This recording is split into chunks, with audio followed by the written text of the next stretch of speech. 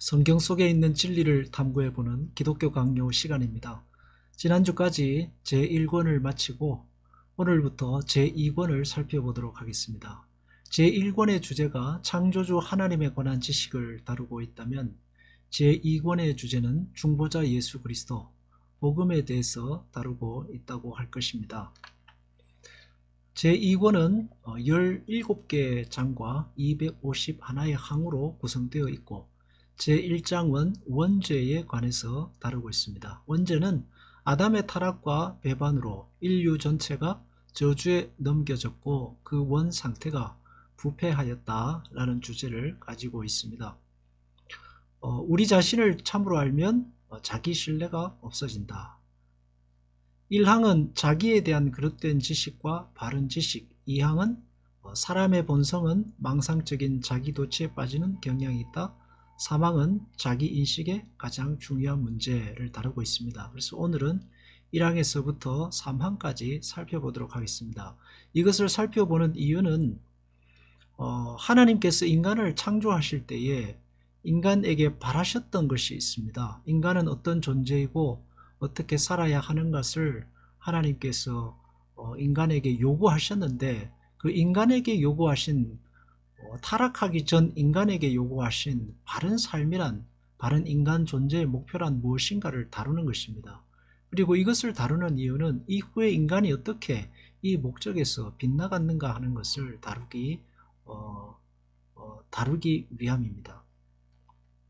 자, 1항은 자기에 대한 그릇된 지식과 바른 지식에 대해서 다루고 있습니다. 자기 자신에 대한 바른 지식은 신앙에 있어서 굉장히 중요한 토대이죠. 어떤 지식이 바른 지식일까요? 교만을 버리고 겸손과 낮아짐에서 발견한 지식이 바른 지식입니다. 거기서 인간은 반드시 타락한 자기 자신을 마주하게 되고 또 타락한 자아에 대한 인식은 그리스도 안에 있는 하나님의 자비를 받아들이게 하는 것입니다. 1항의 내용을 살펴보겠습니다. 자기에 대한 그릇된 지식과 바른 지식. 사람은 자기를 알아야 한다고 고대 격언이 역설한 것은 조금도 틀린 말이 아니다. 인생사에 대한 모든 일을 알지 못하는 것이 우리의 수치라고 한다면 자기를 모르기 때문에 필요한 일들을 결정할 때 비참한 자기 기만에 빠지고 심지어는 눈뜬 소경이 된다는 것은 더욱 혐오스러운 일이 아니겠는가. 인간의 역사는 인간의 교만으로 인해 일어난 파멸의 역사라고 해도 과언이 아닙니다. 성경이 보여주는 역사로부터 시작해서 세계 역사가 우리의 그것을 보여주고 있습니다. 에덴에서의 반역, 바벨탑 사건, 아론의 금송아지, 다윗의 간음, 예수님을 못 박는 사건, 로마의 탐욕, 유럽의 노예제도 1, 2차 세계대전, 과학지상주의, 자연파괴, 인륜의 붕괴, 그리고 현대에 와서는 인간 존재 자체, 가치에 대해서 균열이 가고 있는 것입니다. 결국 인간은 눈뜬 소경과 같은 존재이죠. 하나님 없는 인간이 인도하는 것은 파멸밖에 없는 것입니다. 그럼에도 불구하고 인간은 자기 죄를 돌아보고 하나님께로 나가지 않으려 한다는 것이 문제일 것입니다. 따라서 우리는 이를 악용하지 않도록 더욱 조심해야 한다. 어떤 철학자들은 이것을 악용하여 자기를 알라고 권하면서 자기의 가치와 우수성을 아는 것이 목표라고 한다. 그리고 사람을 허망한 자신과 자만으로 부풀게 만드는 것만을 자기 속에서 관찰하기를 바란다. 이 자기 자신에 대한 바른 지식은 인간이 얼마나 위대한가를 보는 지식이 아니고 그 반대입니다. 그릇된 지식의 특징은 뭘까요? 하나님 없는 인간에 대한 신뢰, 자기 자신에 대한 신뢰입니다. 그리고 그것이 만들어내는 교만과 허영, 그리고 그것으로 인한 자기 확대. 인간은 그렇게 지식을 바르게 추구하지 않고 오직 자기 자신의 확대를 위해서 추구한다는 데 인간의 문제가 있는 것이죠.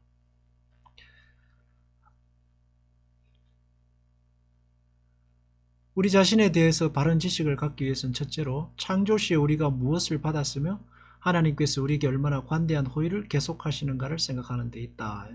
창조 시에 우리가 무엇을 받았으며 우리가 받은 이 지식, 우리가 받은 인간 존재의 목적이 무엇인가 라는 것을 알아야 된다는 것입니다. 이렇게 함으로써 우리는 우리의 선천적인 우수성이 원상을 유지했더라면 얼마나 위대했을까를 아는 동시에 우리에게는 우리 자신의 것이 조금도 없고 다만 하나님께서 주신 것을 하나님의 묵인하에 보존하고 있다는 것을 잊지 않으려고 한다. 그래야 한다는 것이죠. 그래서 인간은 피조된 존재이고 피조된 존재인은 하나님의 은혜와 긍휼 아래 살아간다는 인식을 갖고 있어야 한다는 것입니다. 바른 지식을 위한 두 가지 조건은 이제 첫 번째로 이것을 이야기했죠. 창조시 인간에 대한 바른 인식, 사랑과 긍휼이 풍성하신 창조주 하나님을 향한 경외와 순종입니다. 둘째는 타락한 인간에 대한 바른 인식은 과연 무엇인가? 우리는 항상 하나님께 의존하고 있다는 것이. 둘째로 아담의 타락 이후에 불행하게 된 우리의 처지를 생각하는 것이다. 이 일을 알 때에 우리의 모든 자랑과 자신, 이 자신이라는 말은 자기를 믿는 것입니다. 자기 자신을 믿는 것이 사라지게 되면 우리는 진심으로 겸손하게 되고 수치심으로 위축될 것이다. 첫째, 창조시 인간에 대한 바른 인식은 하나님의 사랑과 긍휼, 창조주 하나님을 향한 경외와 순종입니다. 그리고 타락한 인간 존재에 대한 바른 인식을 보아도 겸손과 자기 부인이죠. 그것을 통해서 바른 양심의 각성이 일어나야 한다는 것입니다. 하나님께서는 우리의 마음속에 선에 대한 열의와 영생에 대한 명상을 넣어주셨다. 그러므로 우리는 인류의 위대한 고귀성이 우리의 우둔함과 미련으로 임하여 매몰되지 않도록 해야 하며, 그러기 위해서는 이성과 의력을 천품으로 받은 것을 감사하고, 이 천품이라는 것은 하늘이 우리에게 내려준 성품이란 뜻입니다. 거룩하고 정직한 생활을 함으로써 지정된 목표인 복된 영생을 향하여 매진해야 한다. 인간이 받은 그 하나님으로부터 받은 그 성품을 가지고 지정된 목표라고 했습니다. 거룩하고 정직한 생활을 통한 지정된 목표. 그러니까 하나님을 예배하고 하나님의 말씀에 순종하며 하나님의 백성답게 사는 것이죠. 그것이 인간의 원래 창조의 목표였던 것입니다. 하나님으로부터 독립하여서 자기 자신을 실현하는 것이 인간의 목적이 결코 아니었던 것입니다. 이항은 사람의 본성은 망상적인 자기 도취에 빠지는 경향이 있다라고 했습니다. 이항은 인간의 마음속이 타락한 인간이 가지고 있는 그런 망상이죠. 하나님의 진리가 우리 자신을 반성하도록 요구하는 것이 있다. 우리에게서 자기의 능력을 믿는 모든 자기 믿음을 빼앗으며 자랑할 만한 모든 논의를 빼앗고 우리를 복종으로 인도하는 지식을 구하라고 요구한다 했습니다. 이 복종이라는 말을 우리의 어감으로 하면 그 자유의지까지도 어떤 자발적인 마음까지도 빼앗아버리는 힘에 의한 굴종을 말하는데, 여기서 말하는 복종은 그런 뜻이 아닙니다. 겸손에 의한 자발적인 순종을 의미합니다. 지혜와 행동의 진정한 목표에 도달하기를 원한다면 우리는 이 원칙을 지켜야 한다 했습니다. 하나님의 진리가 우리에게 요구하는 것은 자기 자신에 대한 신뢰 및 자기 자랑과 영광이 배제된 겸손한 자세입니다. 이 말은 다른 말로 하면 이 자기 자랑과 자기 영광이 배제되어야 한다는 것은 피조물이라는 사실을 늘 인식해야 했다는 것입니다. 그래서 자기 자신이 피조물이라는 것을 인식하도록 하나님께서 선악과를 에덴 동산에 두신 것입니다. 그래서 참된 지혜와 행동의 목표는 나의 피조물됨을 인식하고 하나님을 예배하고 경외하는 것으로 가게 되는 것이 창조의 원래 목적인 것이죠. 따라서 자신의 천품이, 하늘로부터 받은 성품이 높이 평가되는 것을 할 때 사람들은 자기의 천품을 과신하는 경향이 있으며, 이와 같이 사람들이 이 점에서 되게 치명적 오류를 범하는 것은 전혀 이상한 일이 아니다. 그래서 인간은 그렇지만 하나님께서 창조하신 목적대로 가지 않았고 맹목적인 자기 사랑, 하나님 없는 자아 실현의 욕구를 통해서 타락한 인간의 본성을 드러내게 된 것이죠. 사람은 자존심이 골수에 박혀 있으며 자존심을 만족시키는 매혹적 은사를 가장 기뻐한다. 그러므로 어느 시대를 막론하고 공중 앞에서 인간성을 가장 듣기 좋은 말로 찬양한 사람들의 말을 사람들은 경청하고 그의 갈채를 보낸다. 이 말은 사람들은 결국 자기 자신을 높여주는 말, 인간을 높이는 말들에 경청을 하고 거기에 박수를 보낸다는 거죠. 그렇지만 사람이 자기를 만족하게 생각하도록 가르치는 인간의 우수성에 대한 이런 예찬이 아무리 훌륭할지라도 자아도취 외에 아무 성과도 없으며 참으로 거기에 찬성하는 사람들을 속여 철저한 파멸로 몰아넣는다 했습니다. 그래서 인간이 14세기의 그 문화형 종교개혁뿐만이 아니라 그때에 일어난 문예부흥 운동으로 인해서 인간이 하나님으로부터 벗어나서 인간 스스로의 자아실현을 하려고 하는 그 역사적인 사건이 있었죠. 그 이후로 인간이 어떻게 됐습니까? 파멸로 몰아가는 지름길이 되었던 것입니다. 하나님을 떠난 인간, 자기만족을 위한 자기실현을 위한 인간의 자존심은 결국 자아도취 위에 아무런 결과도 낳지 못했던 것이죠. 우리는 여기서 잠언 16장 18절을 기억해야 합니다. 교만은 패망의 선봉이요 거만한 마음은 넘어짐의 앞잡이니라. 무엇이든지 자기 힘으로 할 수 있다고 확신하는 사람들은 이렇게 될 수밖에 없다. 그러므로 우리의 선한 특징만을 생각하라고 하면서 우리의 사람들은 죄성을 덮어버려야 합니다. 죄성을 덮어버리고 인간이 얼마나 멋진 존재인가라는 것을 생각하면서 우리를 만류하는 교사들의 말을 듣는 사람은 자기 인식이 향상되지 못할 것이며 최악의 깊은 무지에 빠지게 될 것이다. 네. 그래서 현대 교육이 만들어낸 최악의 무지는 지독한 자아 실현을 통해 얻게 된 하나님 없는 유토피아입니다. 결국 예수를 십자가에 못 박았고 파멸내기로 갔죠. 소돔과 고모라와 바벨탑에 이르게 되고 현대도 마찬가지입니다. 하나님 없는 지독한 자아 실현을 통한 하나님 없는 유토피아를 만들어 가려고 합니다. 그것이 인간이 가지고 있는 최악의 무지입니다. 결국 인간은 그것을 통해서 스스로 지옥을 만들어가게 되는 것입니다. 사망은 자기인식의 가장 중요한 두 가지 문제를 다루고 있습니다. 인간이 그러하다 할지라도 그러면 인간은 어떤 자기인식을 가져야 되느냐? 첫 번째는 인간이 가져야 되는 판단의 근거입니다. 하나님의 판단을 표준으로 하여 자기를 세밀히 검토하는 사람, 하나님의 판단을 표준으로 하여 자기를 세밀히 검토하는 사람입니다.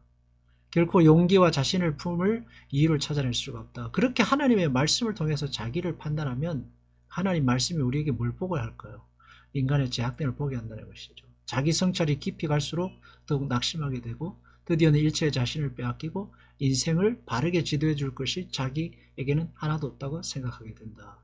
올바른 자기인식에 토게 되는 하나님의 판단, 하나님의 말씀입니다. 그것이 시작이죠. 하나님이라는 거울을 비추는 타락한 인간, 그거를 비추면 타락한 인간의 모습이 드러나고 그 인간은 우리에게 구원자, 중보자가 필요하다는 간절한 갈망을 갖게 된다는 것입니다. 그러나 그 지식은 우리를 교만에 돋우는 것이 아니라 도리어 교만을 꺾고 우리를 겸손하게 만든다. 네. 그래서 올바른 자기인식의 결과는 교만을 꺾고 겸손하게 합니다. 이것은 하나님께서 인간을 창조하실 때 가지셨던 창조시 인간, 타락하기 전 인간의 기준이기도 하셨습니다. 그래서 에덴 동산에 선악과와 생명나무를 같이 드신 것입니다.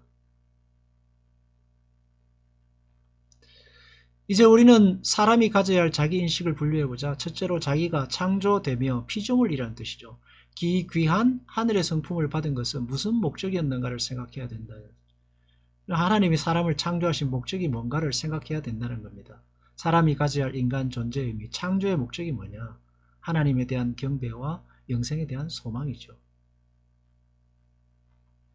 둘째로 자기의 재능의 결핍을 깊이 생각해야 된다. 이 말은 피조물로서의 한계를 날마다 깨닫고 살아야 했다는 것입니다.